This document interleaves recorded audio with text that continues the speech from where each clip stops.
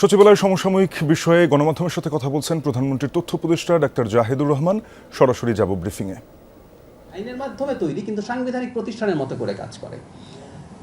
নতুন আমাদের এখন কমিশন নেই, কমিশনটা তৈরি হবে এবং আমি এখানে সরকার থামিয়ে দেওয়ার আসলে কিছু থাকবে না। কমিশন স্বাধীনভাবে কাজ করবে এবং আমরা এটুকু বলতে চাই যে সরকারের পক্ষ থেকে সরকার চায় দুদক এমনভাবে তৈরি হোক এবং দুদক ইন্ডিপেন্ডেন্টলি কাজ করবে। আমি আগেও একদিন বলেছি, দুদক শুধু আগের সরকার বা অন্য সময় কি হয়েছে আমরা সেটাও এক্সপেক্ট করি না। দুদক এই সরকারের সময়ও কেউ কোনো দুর্নীতিতে জড়িয়ে পড়ছে কিনা সেই ব্যাপারে তারা পদক্ষেপ নেবেন, সেটা আমরা আশা করি। সুতরাং যত মামলা হচ্ছে বা যা যা হচ্ছে আমরা আশা করি ভবিষ্যতে খুব অল্প সময়ের মধ্যেই দুদক গঠিত হতে যাচ্ছে।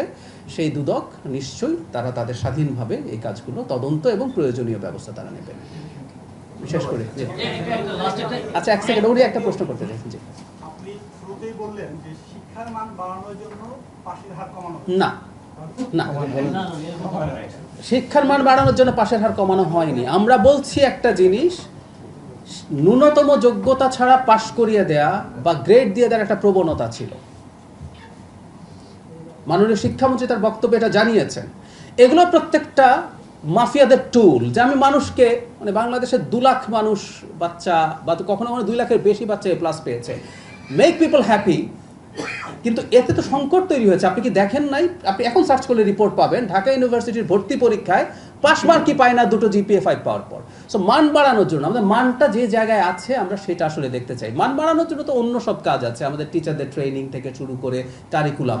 কিন্তু এই প্রবণতাও দিনের শেষে শিশুদেরকে এক অর্থে মান বাড়াতে সাহায্য করবে, কারণ তারা মনে করবে আমাকে আমার পাস, আমার গ্রেড অর্জন করে নিতে হবে।